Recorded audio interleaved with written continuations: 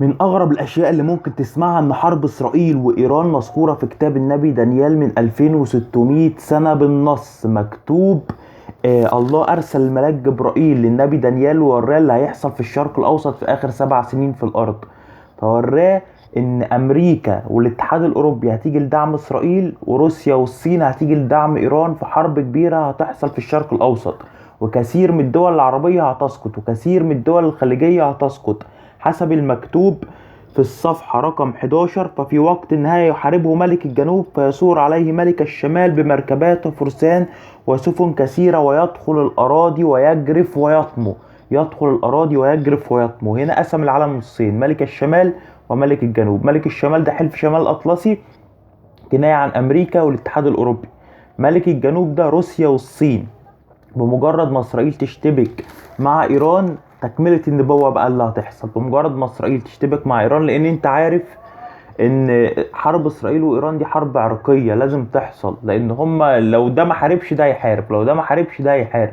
والحرب دي مش هتبقى على اراضيهم بس، الحرب دي هتبقى على الاراضي اللي حواليهم، يعني الاراضي الخليجية والاراضي العربية، لان دي هتتحول لحرب اقليمية كبرى فيها الطيران هيقف والمراكب هتقف ومضيق هرمز هينغلق ومضيق قناة السويس هتنغلق.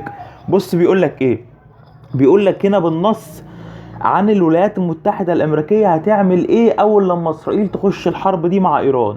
مكتوب من 2600 سنة عن الولايات المتحدة الامريكية: ويدخل بغتة على اسمن البلاد، ده حلف شمال الاطلسي، ويدخل بغتة على اسمن البلاد ويفعل ما لم يفعل اباؤه ولا اباء ابائه، يبذر بينهم نهبا وغنى ويفكر افكارا على الحصون، وذلك الى حين. وتربط قواته وقلبه على ملك الجنوب اللي هو روسيا والصين.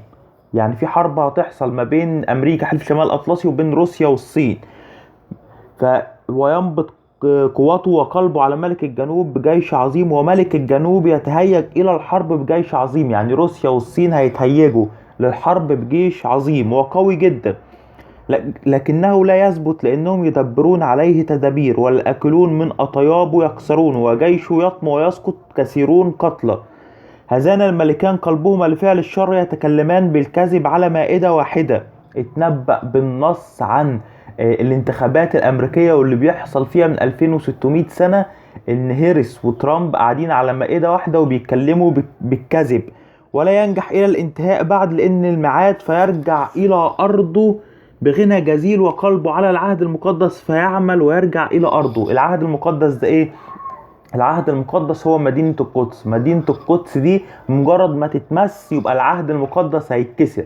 والحرب اللي بتحصل بين إسرائيل وإيران دي حرب بداية نهاية العالم، لأن هيعملوها الصور وهيقعوا فيها الكبار. والانتخابات الأمريكية اللي بتحصل ما بين ترامب وبين هيرس دي الانتخابات الأخيرة في تاريخ أمريكا، لأن الشعب الأمريكي نفسه هينقسم بعديها، وكثير من الدول هتقع زي ورق الدومنة، زي ورق الدومنة. فاحنا على حافة نهاية الزمان، والكلام ده كله مكتوب في كتاب النبي دانيال. والكتاب ده مسخر بأنواع المعرفة القوية اللي فيها مكتوب أحداث آخر 7 سنين في الأرض، لأن الله أعلمنا إحنا اللي ساكنين في نهاية الأيام من البدايات بالنهايات، عشان يعرفنا إن هو المنتصر الأخير. لأن في حرب كونية هتقوم بين الخير وما بين الشر في المنطقة اللي احنا ساكنين فيها، وهذه الحرب هتوقع بلاد كثيرين، هتوقع بلاد كثيرين. وانت عارف طبعا بعد ما الحرب بتحصل ايه اللي بيحصل بعديها. اللي بيحصل بعديها ان المضايق بتنقفل، قناة السويس بتنقفل، مضيق هرمز بينقفل، حاملات الطائرات ما بتعرفش تعدي والمراكب ما بتعرفش تعدي، فكلة القمح تبقى بجرام من الدهب حسب برضو المكتوب في النبوة على الملك الشمال. فيخرج بغضب عظيم ليخرب وليحرم كثيرين، وينصب فسطاطه بين البحور وجبل بهاء القدس. احنا قلنا ملك الشمال ده امريكا حلف شمال اطلسي. فيخرج بغضب عظيم ليخرب وليحرم كثيرين، يعني ينشر حروب يوم القيامة في الارض. وينصب فسطاطه بين البحور، اتنبأ بالنص عن حاملات الطائرات من 2600 سنة. قال لك ينصب فسطاطه بين البحور، يعني يغلق البحور بسفن عملاقة اللي هي حاملات الطائرات. وجبل بهاء القدس ويبلغ نهاية ولا معين. بص الكلام ده مكتوب في الصفحة رقم 11. حمل من على جوجل، اكتب كتاب النبي دانيال الصفحة رقم 11 وابحث معايا، لان انا مش هبحث لوحدي. انا مش هبحث لوحدي. المعرفة اللي جوه في الكتاب ده اكبر من ان واحد يعرفها لوحده. فانت ابحث معايا ونادي بالكلام ده معايا لان الوقت قريب. صدقني احنا في حافة نهاية العالم. انا قعدت 7 سنين ابحث في النبوات دي وجايب لك الخلاصة. فانت ابحث وكمل كمل. انا هدفي ان انت تبحث.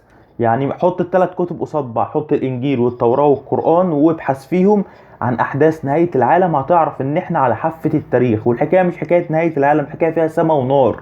فدور على مخلص العالم الوحيد اللي يشفع فيك، لان مفيش زمان بعد الزمان. احنا في الايام الاخيرة. استعدوا للقاء الهكم.